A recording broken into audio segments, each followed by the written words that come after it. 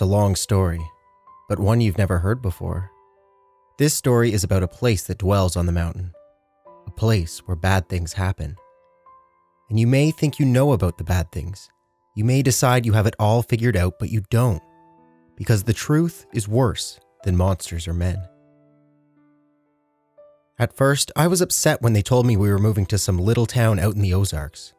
I remember staring at my dinner plate while I listened to my sister throw a temper tantrum unbefitting of a 14-year-old honor student. She cried, she pleaded, and then she cursed at my parents. She threw a bowl at my dad and told him that it was all his fault. Mom told Whitney to calm down, but she stormed off, slamming every door in the house on her way to her room. I secretly blamed my dad as well. I'd heard the whispers too. My dad had done something wrong, something bad, and the sheriff's department had reassigned him to some little out-of-the-way county to save face.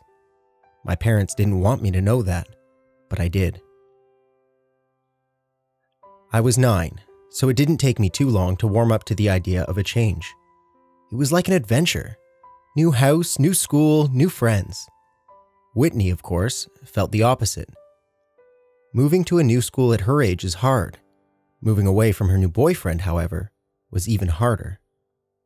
While the rest of us packed up our things and said our goodbyes, Whitney sulked and cried and threatened to run away from home. But a month later, when we pulled up to our new house in Drisking, Missouri, she was sitting right next to me, texting viciously on her phone. Thankfully, we moved over the summer and I had months of free time to explore the town. When Dad started his new job at the sheriff's office, Mom drove us around the city commenting on this and that. The city was much, much smaller than St. Louis, but also a lot nicer. There were no bad areas and the entire town looked like something you'd see on a postcard. Drisking was built in a mountain valley surrounded by healthy forest land, with walking trails and crystal clear lakes. I was 9, it was summer, and this was heaven. We'd only been living in Drisking a week or so when our next-door neighbors came to introduce themselves, Mr. and Mrs. Landy and their 10-year-old son Kyle. While our parents talked and drank mimosas, I watched the Landys' lanky, red-headed son hung out in the doorway, shyly eyeing the PS2 in the living room. Do you play?" I asked. He shrugged. "Not really." "Do you wanna? I just got Tekken 4.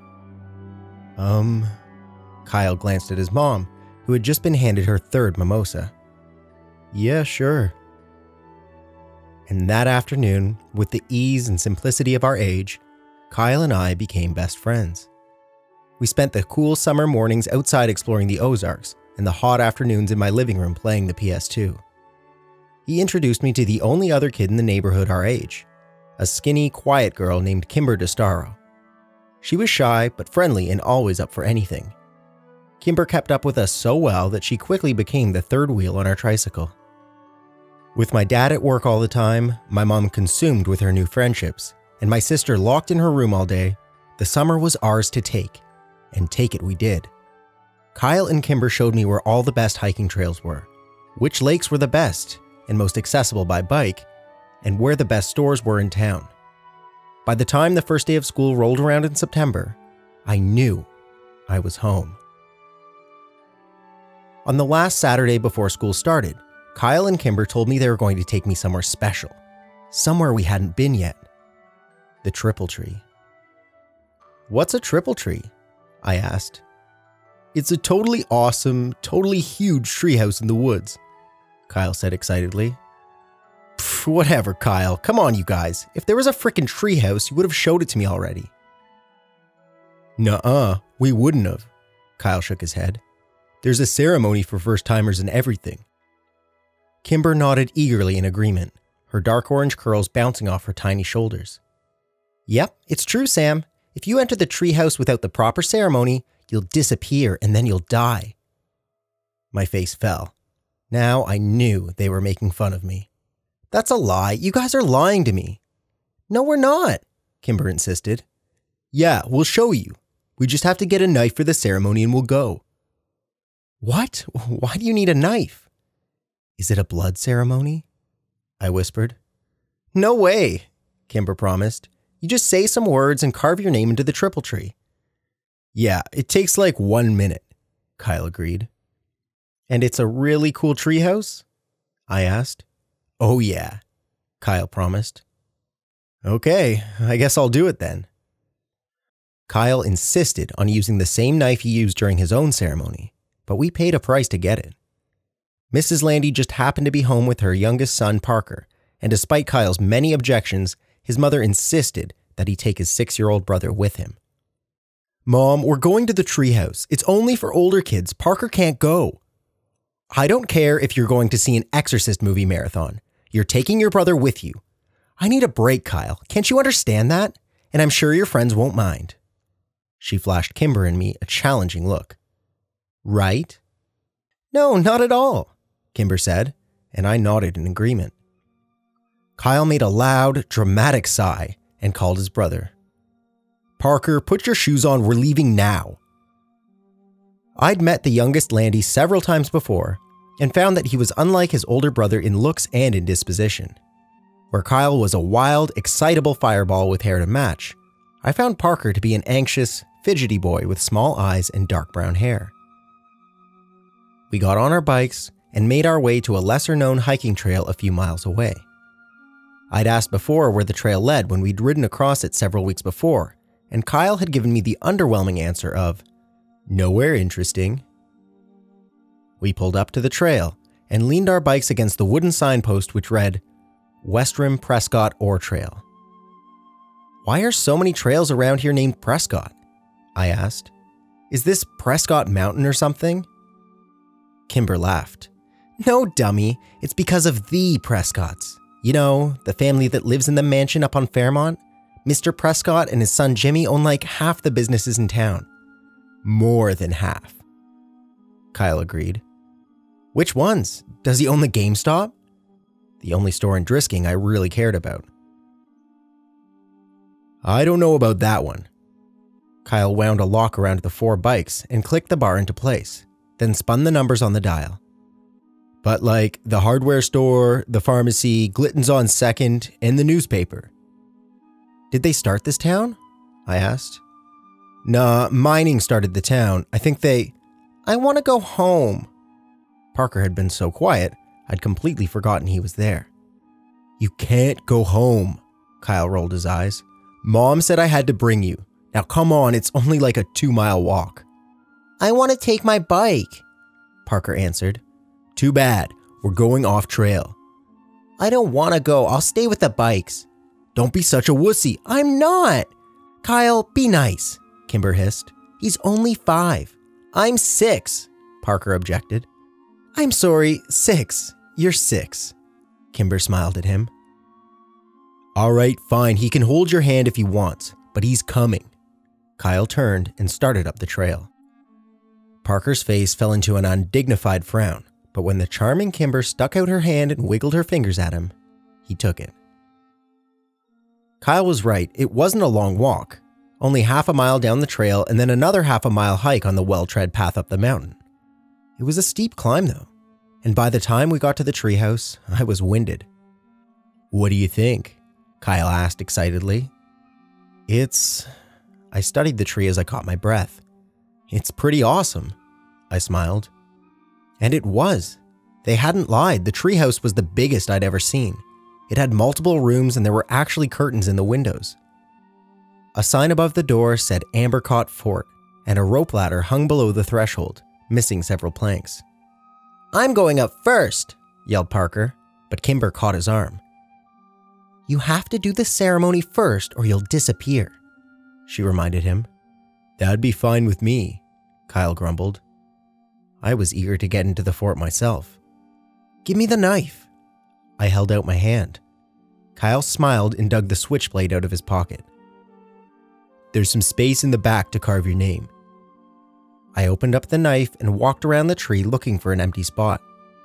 There were so many names on the tree that I had to crunch down and look near the bottom since I couldn't reach any higher. I spotted both Kyle and Kimber's carvings on the tree, and I finally found a spot I liked near the ladder. I bit my tongue and carved Sam W. into a blank piece of bark underneath someone named Paul S. Parker went next, but she had so much trouble with the knife that Kyle had to do it for him. "All right, let's go." I ran over to the rope ladder. "Wait," Kyle yelled. "You have to say the words first." "Oh yeah. Okay, what are they?" Kimber sang them out. "Underneath the triple tree, there is a man who waits for me. And should I go or should I stay? My fate's the same, either way." "That's creepy," I said. "What does it mean?" Kimber shrugged. "No one knows anymore. It's just tradition." "Okay, can you say it one more time, slower?" Once Parker and I had recited the poem, we were ready to go. I climbed the rope ladder first and took stock of my new surroundings. The treehouse was more or less empty, just a dirty rug here and there and some trash, old soda cans, beer cans, and fast food wrappers. I went room to room, 4 in total, and found nothing of real interest until the last one. An old mattress lay in the corner, and piles of musty, ripped clothing scattered the floor. "Did a hobo live here?" I asked. "Nah, this room's been like this for as long as I can remember," Kyle said from the doorway behind me. "It smells gross," I said. Kimber walked up to the threshold but refused to go any further. "It's not the smell that freaks me out. It's that." She pointed up to the ceiling, and I raised my eyes to read what was written there. "Road to the gates of hell. Mile marker 1. "What does it mean?" I asked. "It's just older kids being dicks," Kyle said. "Come on, I'll show you the best part of the treehouse." We walked back into the first room, and Parker looked up at us and smiled, pointing down to what he had clumsily carved into the wooden floor. "Fart," Kyle read. "That's hilarious, Parker." He rolled his eyes, but his little brother didn't catch up on the sarcasm and smiled proudly. Kimber sat down on the floor next to Parker, and I sat on his other side. Kyle took the knife from his brother and then walked across the room and wedged the blade between 2 planks of wooded wall. He pushed, and the board gave, opening a small, secret compartment in the wall. Kyle took something out and pushed the plank back until it was flush with the others. "Check it out." He turned around and proudly held up 2 cans of Miller Lite beer. "Whoa," I said. "Ew, warm beer? That's gross. How did you even know it was there?" Kimber asked. "Phil Saunders told me." "Are we going to drink it?" I asked. "Hell yeah, we're going to drink it." Kyle came and sat down in our circle, popped open the first can of beer and offered it to Kimber. She eyed it like he was trying to hand her a dirty diaper. "Come on, Kimmy." "Don't call me that," she yelled at him, and then reluctantly took the open beer. She smelled it and made a face, then pinched her nose and took a small swig. Kimber shuddered. "Oh, that was even grosser than I imagined." "I don't want any, I'll tell Mom," Parker said quickly as the beer passed in front of him to me. "Good, 'cause you ain't getting any," Kyle promised, "and you won't tell Mom shit." I put on my best poker face and took a long, deep swallow of the warm beer before I had the chance to smell it. It was a poor decision, and when I retched, the foul yellow liquid went all over my shirt. Oh man, now I'm gonna smell like beer. We spent the next hour and a half drinking the 2 cans of Miller Lite, and after a while, the taste grew more tolerable. I couldn't tell if I was becoming a man or actually getting drunk. I hoped it was the former. When the last drop of the last beer was consumed, we spent 20 minutes trying to determine if we were drunk. Kyle assured us that he was wasted, while Kimber wasn't too sure. I didn't think I was, but I failed all of our drunk tests. Kimber was in the middle of reciting the alphabet backwards when a loud, metallic grinding suddenly pierced the calm mountain air like a gunshot. Kimber stopped talking, and we spent a few minutes staring at each other, waiting for the noise to end. Parker curled into Kimber and put his hands over his ears. After what seemed like 10 whole minutes, the sound ended as suddenly as it had began. "What was that?" I asked, and Parker mumbled something into Kimber's sweatshirt. Do you guys know? I tried again. Kimber stared at her feet as she crossed and uncrossed them. Well? It's nothing, Kyle answered finally. We hear it sometimes in town. It's not a big deal. It's just louder up here. But what's making that sound? Borrasca, Kimber whispered without taking her eyes off her feet. Who's that? I asked. Not who. Where? Kyle answered. It's a place. Another town? No, it's just a place in the woods. Oh. Bad things happen there, Kimber said, more to herself than me. Like what? Bad things, Kimber repeated. Yeah, don't ever try to find it, dude, Kyle said behind me, or bad things will happen to you too. But like, what bad things? I turned around. Kyle shrugged, and Kimber stood up and walked over to the rope ladder. We'd better go. I have to get home to my mom, she said. We climbed down the ladder one by one, and then started the walk back to the trailhead in an unfamiliar silence. I was dying of curiosity about Borrasca, but I couldn't decide if and what to ask about it. So, who lives there? Where? Kyle asked. Borrasca. The skinned men, Parker answered. Pfft, Kyle laughed. Only babies believe that. Like men who are skinned? Like their skin is gone? I asked excitedly. Yeah, that's what some kids say. Most of us stop believing in that though, when we turn double digits, Kyle said. I looked back at Kimber, who was still 9 like me, but she was staring down the trail, ignoring us. That seemed to be the end of the conversation, and by the time we reached our bikes, the awkwardness was gone, and we were giggling, trying to decide if we were too drunk to bike home. School started 2 days later, and I had completely forgotten about Borrasca. When my dad pulled up to the curb to drop me off that morning, he locked the doors before I could get out. Not so fast, he laughed. As your father, I get the privilege of giving you a hug and telling you to have a good first day of school. But Dad, I gotta go meet Kyle by the flag before first bell. And you will, but give me a hug first. In a few years, you'll be driving yourself to school. Let me be your dad while I still can. Fine, I said, exacerbated, and leaned over to give my dad a quick hug. Thank you. Now go meet your friend. Your mom will be waiting here to pick you up at 3:40. I know, Dad. Why can't I take the bus like Whitney? When you're 12, you can take the bus. He smiled and unlocked the doors. Until then, I get to drop you off in the mornings. If you think it would make you look cooler, you can ride in the backseat behind the cage. Dad, just don't. I threw open the door to his cruiser before he could say anything more and ran as he laughed behind me. Kyle was already waiting for me at the flagpole, and he'd found Kimber too. Dude, you almost missed the bell, he yelled when he saw me. I know, sorry. Whose class are you in? Kimber asked.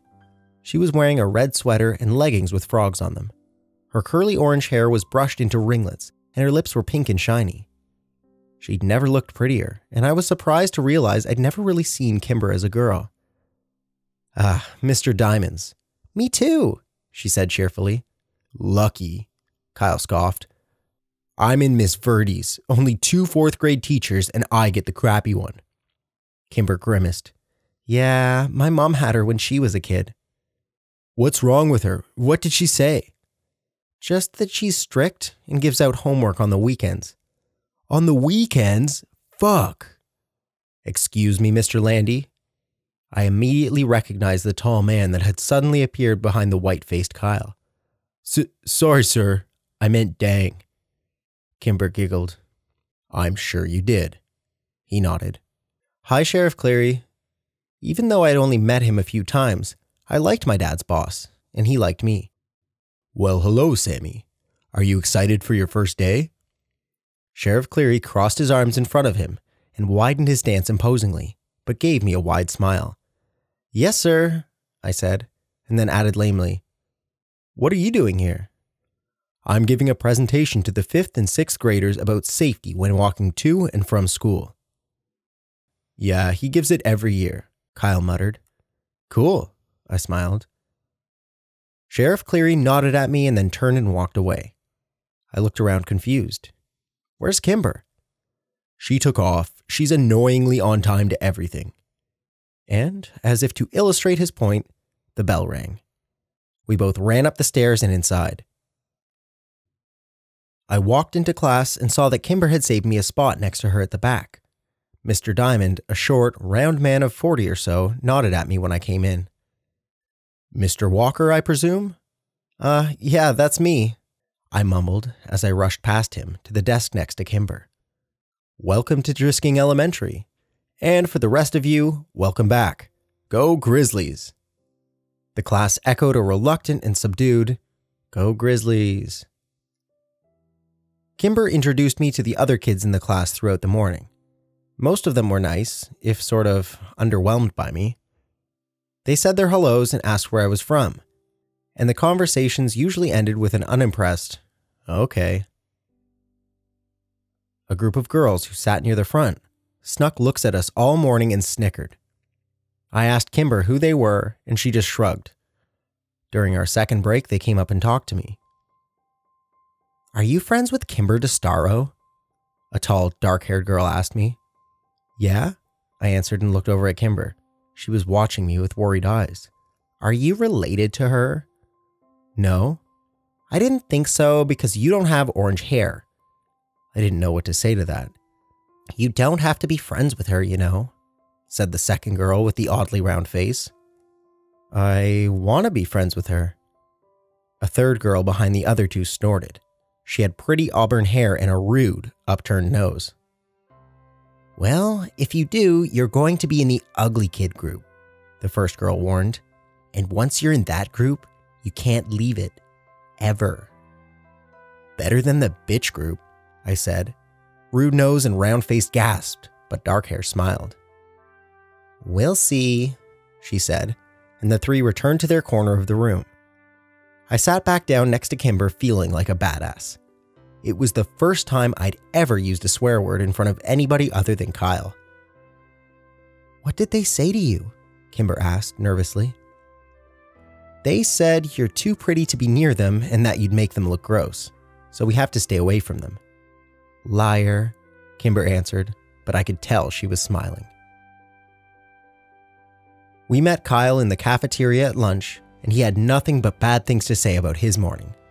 Miss Verdi was old and mean and made everyone come up and say something about themselves, even though the class only had 14 kids and they all knew each other. When the bell rang for recess, I went to throw my lunch away with Kyle, and I bumped into a kid I hadn't seen before. "Hey, are you Sam Walker?" the kid asked. "Yeah?" "Oh, your sister's dating my brother." "Oh man," Kyle laughed. "Your sister is dating a Whittaker?"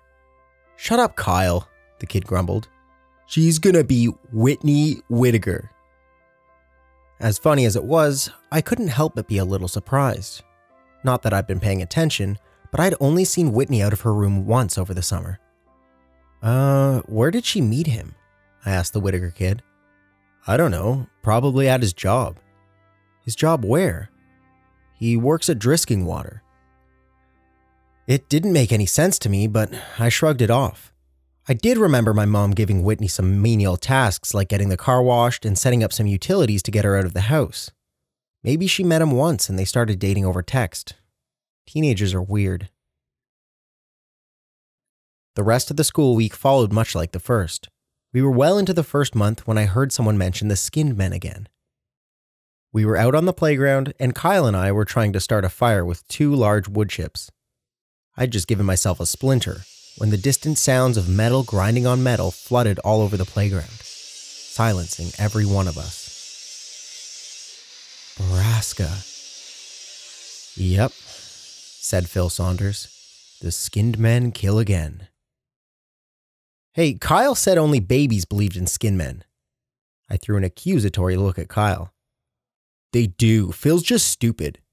"Am not. Ask Danielle. She's seen them." Phil scanned the playground and then yelled at a blonde girl talking to Rude Nose. Hey, Danielle, come over here. The blonde girl rolled her eyes but came skipping over anyway. What do you want? I told you Kayla doesn't like you, Philip. No, tell them about the skin men. Phil gestured to the air around us, which was filled with the metallic scraping coming down from the mountain. You tell them.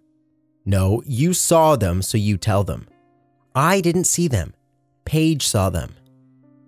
Oh, Phil said, and an uncomfortable silence descended. You guys are weird, Danielle said before flipping her hair in our faces and leaving. Who's Paige? I asked when she'd gone. Her sister, Phil said. Paige disappeared when we were like 5, Kyle said. After she saw the skinned men, Phil added. The sounds from the mountain abruptly ended and the subdued atmosphere of the playground disappeared with it. When the bell rang, Kyle lined up in his class line, and since Phil was in my class, I made sure I was behind him. The teachers began to count us off. Hey, what else do you know about Borrasca? I whispered to him. My brother said that's where people go when they disappear. To Borrasca. What happens to them there? Bad things, he said, and then shushed me when I asked him what that meant. The year dragged on, and it wasn't until Christmas break that I heard the machine at Borrasca again. It was December, and there was a thick blanket of snow on the ground, which only served to amplify the noise from the mountain. I sat in my room, listening to it for a few minutes, trying to decide what was happening in the place that bad things happen. I saw my dad's cruiser pull up out the window and went downstairs to greet him. As I passed my sister's door, I heard her giggling in that annoying teenage girl way, and I cringed. I hoped Kimber never got like that. Dad! I skidded on the landing just as he opened the door. My dad stomped the snow off his boots and threw open his arms. Sammy, how many years has it been? He joked.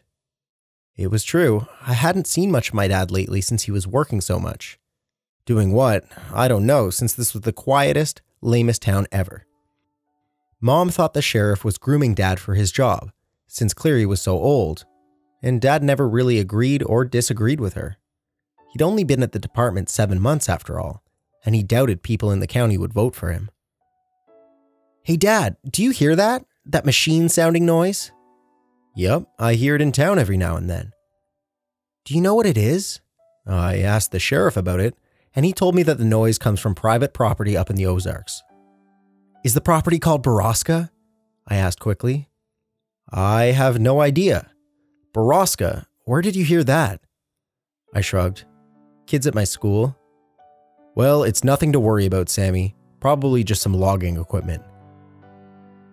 But is the place called Borrasca? Like, have you heard the name before? No, I have not heard that before. Dad pulled off his boots and shrugged off his coat, looking toward the kitchen. I could tell I was losing him. Have you ever heard of the skinned men? I asked quickly. Skinned men? Good God, Sam, is your sister telling you these stories?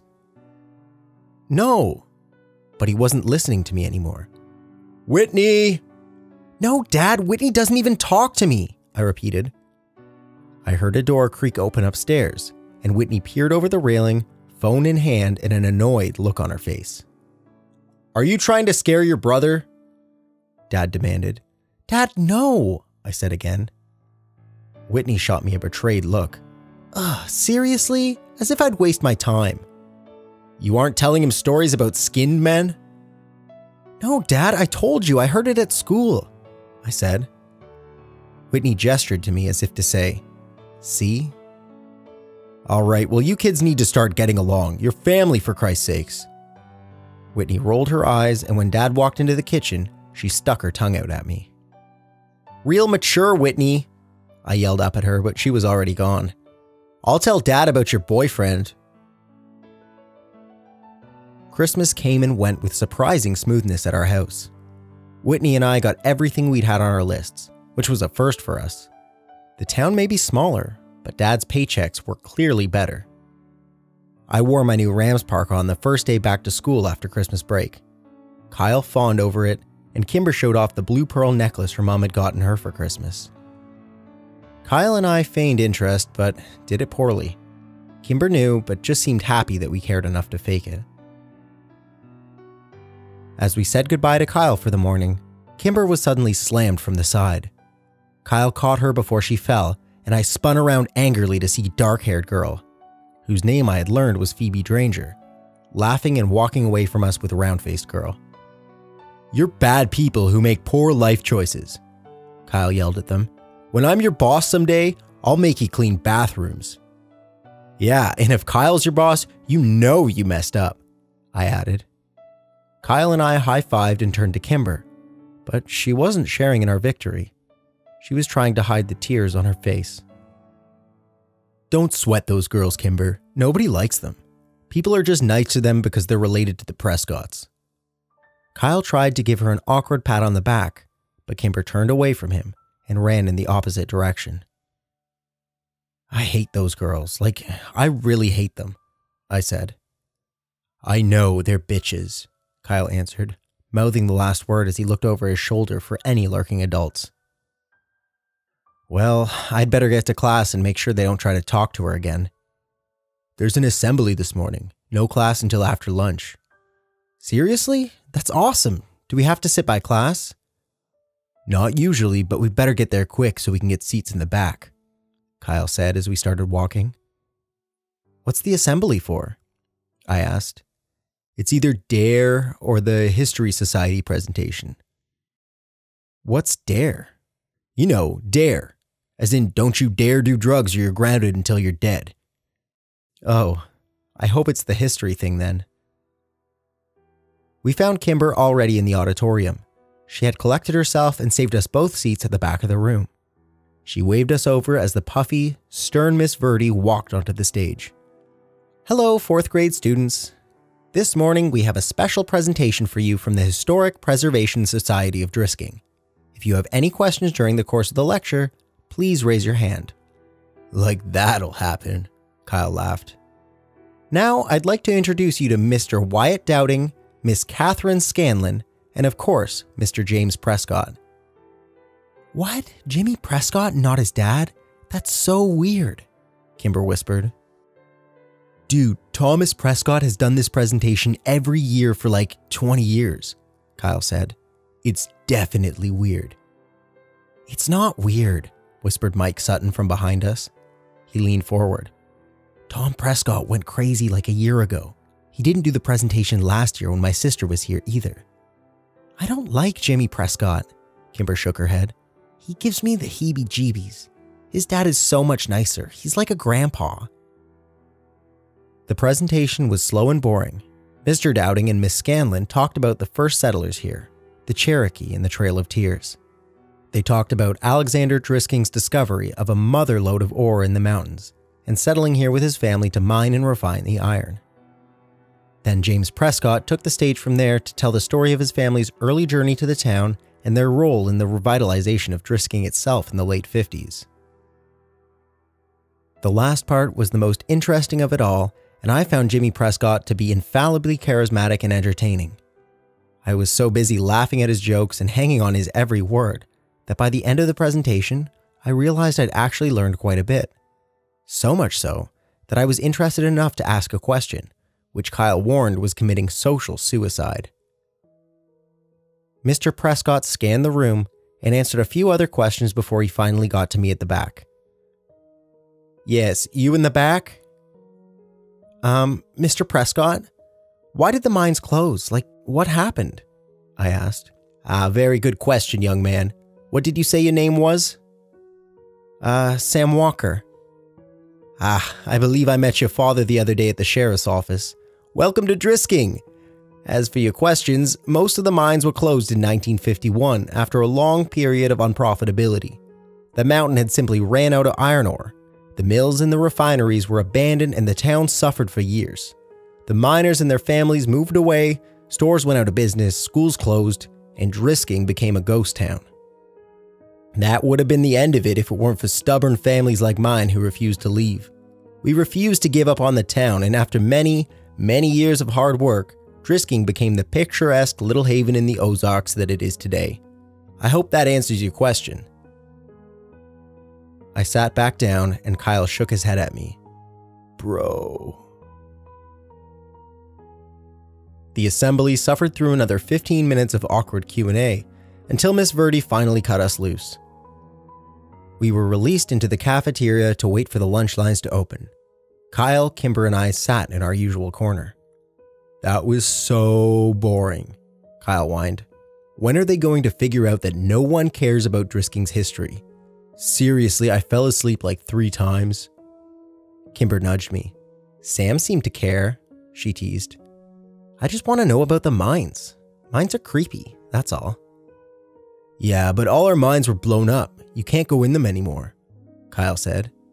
Blown up? I asked. Kimber nodded. Some kids died after going into the mines, so the city set off some controlled blasts to implode the caverns. At least that's what my mom said. They messed up though, and I heard they blew up the water table or poisoned it or something. What? How do you know that? Kyle asked. Kimber shrugged.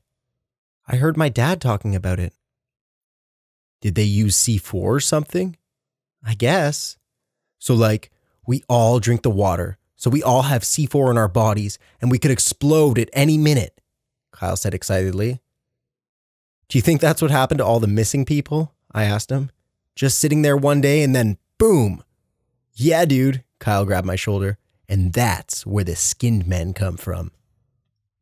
I made the international symbol of mind blown, and we laughed hysterically. You guys are dumb, Kimber rolled her eyes, but then she laughed when Kyle fell to the floor pretending he was exploding. I remember thinking in that moment that I was happy here in Drisking, Missouri with these 2 people. Happier than I'd ever been anywhere else. It was the last truly happy moment I ever had. Less than an hour later, Mr. Diamond's phone rang, and he exchanged a few quiet words with the person on the other end, his eyes flicking to and from my desk. It was hard to be surprised then, when he hung up and asked me to come to the front.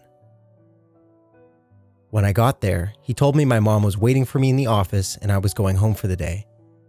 I traded a confused and worried look with Kimber, and then packed up my backpack and went to the office.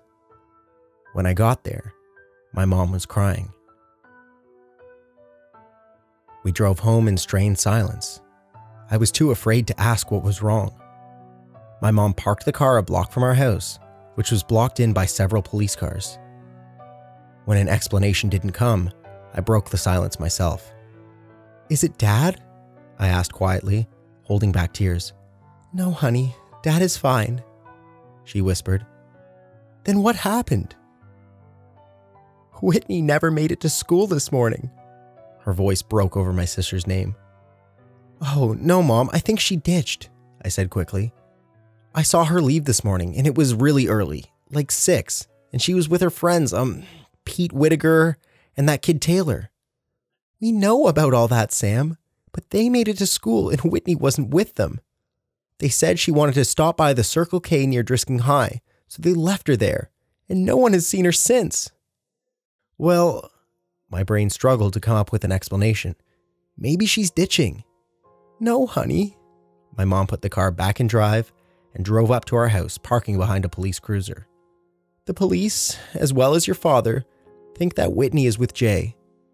But she has a new boyfriend here. We found all her books on the floor of her room this morning, and half her clothes gone along with some cash of your dad's. Right now, we think that she hitched a ride to St. Louis and that she was with Jay. The sheriff's office is trying to contact the boy's parents right now. Whitney? Run away? Anyone who knew my sister knew she was prone to dramatics and empty threats. Plus, she was dating Chris Whittaker's older brother, Pete. I was sure of it.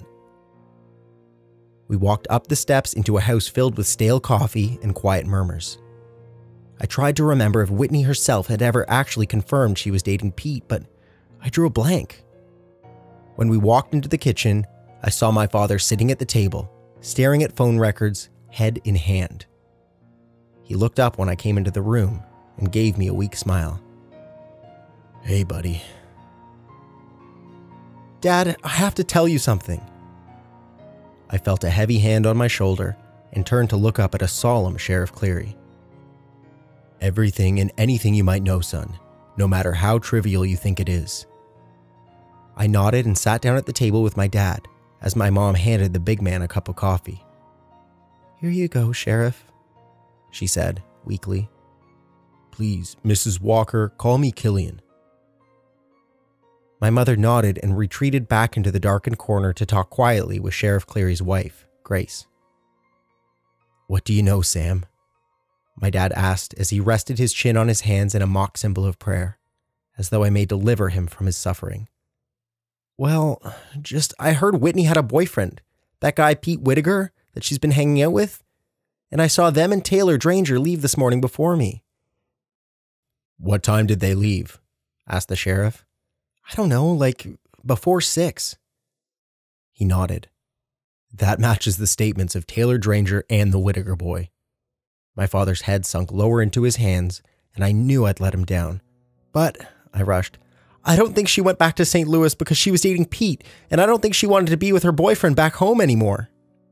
"I understand that, son, but a teenage girl's mind is a complicated thing. My officers are trying to get a hold of her boyfriend's family back in St. Louis."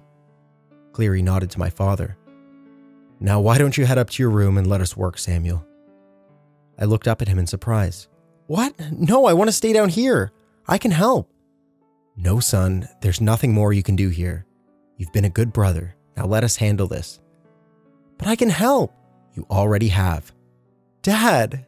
I looked over at my dad with begging eyes. "Go to your room, Sam," he said quietly after a moment. I balked. "Dad." "Now." I was so angry I did the only thing that I could to make my rage known. I stomped upstairs, slammed the door, and then sat on my bed in disbelief. The tears came then, and I laid there feeling helpless, worthless, and scared for my sister. I thought about all the places Whitney could be. Was she scared? Was she alone? Was she dead? When the sun began to set, I finally got out of bed and went to check my email. I was expecting lots of messages from Kimber and Kyle, but there was only one.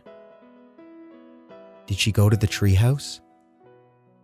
I stared at the computer screen for almost a minute. Kimber's words from last fall echoed in my brain. "If you enter the treehouse without the proper ceremony, you'll disappear and then you'll die." I didn't buy that Whitney had gone to Circle K that morning, and I especially didn't believe that she had hitchhiked out of town. Nothing they were saying downstairs made any sense if you knew my sister, but maybe this did.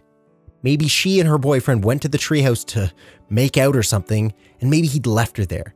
Maybe she'd gotten lost, or maybe the skinned men had found her. That was the worst thought of all. I didn't need to sneak out because the police were too busy with my parents to care about me anyway. I snuck my bike out of the garage and rode the 3 miles to the West Rim Prescott Ore Trail. When I got there, I saw 2 bikes already locked to the signpost and my 2 best friends sitting in the snow next to them. "I knew you'd come," Kyle said when I pulled my bike up and Kimber ran to hug me. "I'm so sorry, Sam." There was really nothing for me to say, and they didn't push. Kimber took my arm and we started up the trail. The silence between us was stretched, but comfortable. We trudged through the snow, and all the while I searched for the telltale footprints of others, but the snow was coming too fast. The hike up the mountain was harder and wetter than when we come in the fall, and when Ambercott Fort finally came into view over the ridge, it was a welcome sight. The sun was getting low, and we hadn't brought flashlights. I fell as I ran up to the tree, calling my sister's name to the quiet wild. Kyle was right behind me and leapt impressively onto the rope ladder, climbing quickly up the planks. I kept calling Whitney's name, waiting for Kyle to yell that he had found her, or that there was at least some sign of her. And then I heard Kimber quietly say my name from where she stood at the triple tree. I ran over and tried to follow her eyes to confirm what I already knew was there. And then I found it, freshly carved near the top. Whitney W. My breath froze in my chest and my vision blurred with unwelcome tears. And as the sun took its last desperate breath before plunging into the deep of the horizon, a deafening metallic whirl sang out from the wilderness and spilled down the mountainside.